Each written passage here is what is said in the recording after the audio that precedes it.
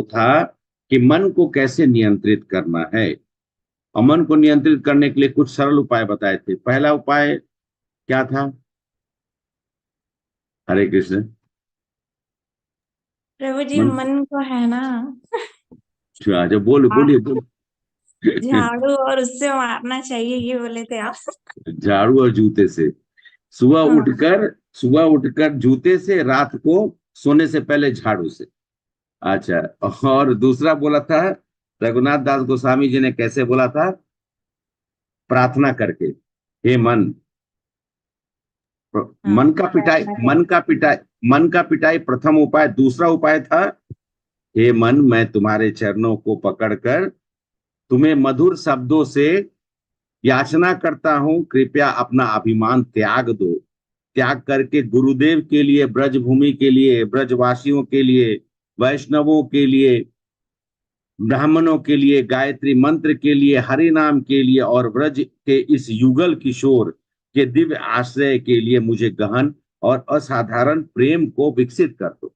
ये एक्चुअली में रघुनाथ दास गोस्वामी जी के बहुत सुंदर से काव्य हैं। उसमें पहला जो मन शिक्षा है, उसमें लिखा है, गुरु गोष्ठे गोष्ठा सुनो सुजाने भूसुरा गणे, स्वमंत्रे श्री नामी ब्रजनावा युवा द्वंड सारने, सदा दम्भ हित्वा कुरु प्रतिम अपूर्वा अतितरम, या सवंतर भरतश्चतुर्भिर अभ्यासे धृता पद।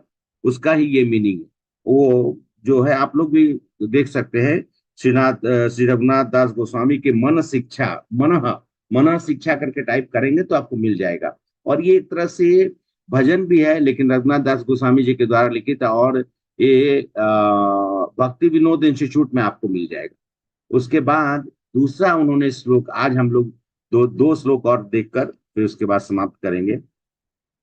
कहा यह जाता है कि अहंकार जो है, अभिमान जो सदैव अहंकार का प्रतिनिधि होता है। अहंकार और अभिमान में कोई अंतर है? थोड़ा सा अंतर है। अहंकार जो होता है प्रतिरूप उसी के अहंकार के कारण ही हमारा जन्म हुआ है। सूक्ष्म शरीर में क्या क्या चीजें हैं? मन, बुद्धि और अहंकार। अहंकार का प्रतिनिधि अभिमान है। अभिमान क्या है कि मतलब मैं सबसे श्रेष्ठ हूं। अहंकार में बहुत सब कुछ आ जाता है। आप जो भी सोचिए, जो आपके मन में अहंकार है वो सब कुछ आ जाता है। लेकिन अभिमान जो है वो अपने आप को श्रेष्ठ बताने के लिए कि, और जब भी कभी हम प्रीतिपूर्वक पूर्ण हृदय से इन चीजों, मतलब मन को, हम अहंकार को बोलते कि भाई अभिमान मत करो।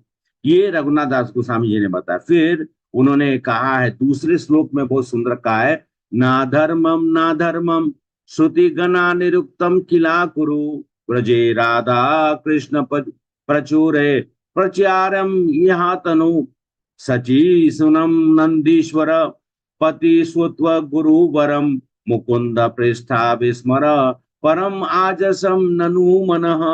इसका मतलब यह है, हे मन, मेरी बात ध्यान पूर्वक सुनो।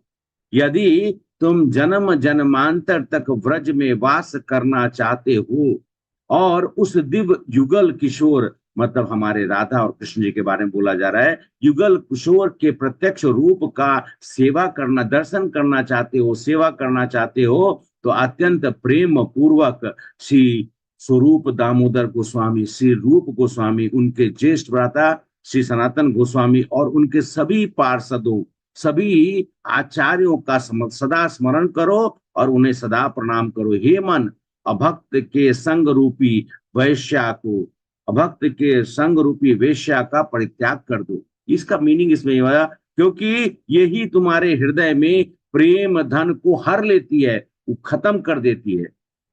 और देखिए रघुनाथ दास गोस्वामी जी हमेशा निर्मल भाव से जो है वो प्रकट करते। तो खैर रघुनाथ दास गोस्वामी जी के जैसा तो हम सब लोग षट गोस्वामी में से तीसरे हमारे गोस्वामी हैं। तो उन्होंने बहुत सुंदर तरीके से अपने मन को जो है उसको संतुलन करने के लिए, मन को हम लोगों को कंट्रोल करने के लिए बताते हैं। रघुनाथ दास गोस्वामी जी के शब्दों में अगर हम सोचे तो हमारे हृदय को टटोलने के लिए प्रोत्साहित होना चाहिए। वो क्या, जिसे हम अपने मूल, देखिए हम सबसे ज्यादा क्या सोचते हैं, मेरा मन जो कहता है वो सत्य है और वो सबसे मूल्यवान।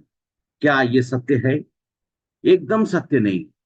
इस चीज को हमें समझना चाहिए, क्योंकि अगर हम ये सोचेंगे कि यही सत्य है तो उसमें कहीं ना कहीं पर हमारा अहंकार आ जाता है, जो अभिमान रूपी हमने आपसे कहा प्रतिनिधि है। यदा चरे अवश्यम व्रजा भूमि स रागम प्रति जनोर युवा दंडम तच्चेत परिचारितम अरद अभिलाष ही स्वरूपम श्री रूपम स्वग्रम यह तस्याग्रम अपि शुभतम प्रेम नित्यम स्मर नाम तद तव शृणु नमः। तो मन को बोलते हैं कि हमेशा जो है आप अपने आप को नियंत्रित कर कर, और आप अपने नियंत्रण में इन गोस्वामी को याद करके, इन संतों को याद करके, इन महान व्यक्तित्व जो जिन्होंने हमें ज्ञान दिया, उनको याद कर कर अपने आप को नियंत्रित करिए। कर पाना आसान है? नहीं आसान। निर्विशेष मोक्ष रूपी बाग, देखिए कहा गया है कि हमारा जो मन का एक स्वरूप और दिया गया, बाघिन। बाघिन मतलब क्या होता है? बाघिन का मतलब होता है जो मादा, माता, मादा मतलब फीमेल, फीमेल फीमेल टाइगर। उसकी बात कभी मत सुनो, वो सभी का भक्षण कर जाती है। वो थोड़ा सा देखिए कि आपको मौका देके तब मतलब कहते हैं कि भक्षण का, वो तो उसी तरीके से अहंकार भी हमारे सभी चीजों का भक्षण कर देती है। भगवान नारायण के प्रति हमारा आकर्षण को त्याग करवा देती है, और हमें वापिस वैकुंठ जाने का रास्ता भी नहीं बताती है। हे मन, ब्रज में वास करो और श्री श्री राधा और कृष्ण का भजन करो, जो कि सबसे सभी के शुभ चिंतक हैं और शुद्ध प्रेम रतन धन रूप को, चिंतामणि को जो हमें देते हैं। काम रूपी सरक के लुटेरे मैंने मेरे गले में दुष्ट कर्मों की रस्सी डाल दी। बहुत सुंदर बोलते हैं, काम रूपी सरक के लुटेरे ने मेरे गर्दन में रस्सी डाल, जिसके कारण से मुझे अत्यंत पीड़ा हो रही है। हे मन, जोर से चीखो, हे कृष्ण, हे बकासुर का वध करने वाले, मैं इस सड़क के लुटेरे द्वारा मारा जाऊंगा। हे मन, ऐसा करो और वैष्णव मुझे बचा लेंगे। निश्चित रूप से वैष्णव मुझे बचा लेंगे। ये चौथे श्लोक में, असद वार्ता वेश्या विरसा मति सर्वसा हरणी कथा मुक्ति व्याघ्र नाशिनो किला सर्वात्मा गिलानी अपि त्यक्ता लक्ष्मीपति रतिम इतो व्यमो नायनिम प्रजे राधा कृष्णा स्वरति मनिदौ तो भजा मन।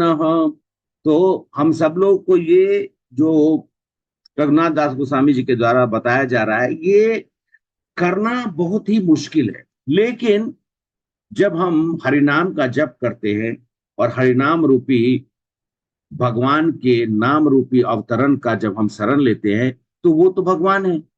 तो जब शरण लेंगे तो भगवान हमारी इच्छा को समझेंगे। लेकिन तभी होगा जब हम हरिनाम का जप बहुत ध्यान पूर्वक याद करके हरे कृष्ण महामंत्र को समझते हुए कि हम क्या बोल रहे हैं, और उससे हमारे मन में जो हमारी, देखिए अभिलाषा की बात नहीं है यहाँ पर, हम ये देख रहे हैं कि हमारा जो अनियंत्रित भाव है, जो हमारे अंदर में अभिमान है, चाहे मन जो हमें इस चीज को करने के लिए प्रेरणा देती रहती है, उसके ऊपर में अंकुश लगे, मतलब उसको रोके। तो उसके लिए हमें हरिनाम का जप बहुत ध्यान पूर्वक करना चाहिए।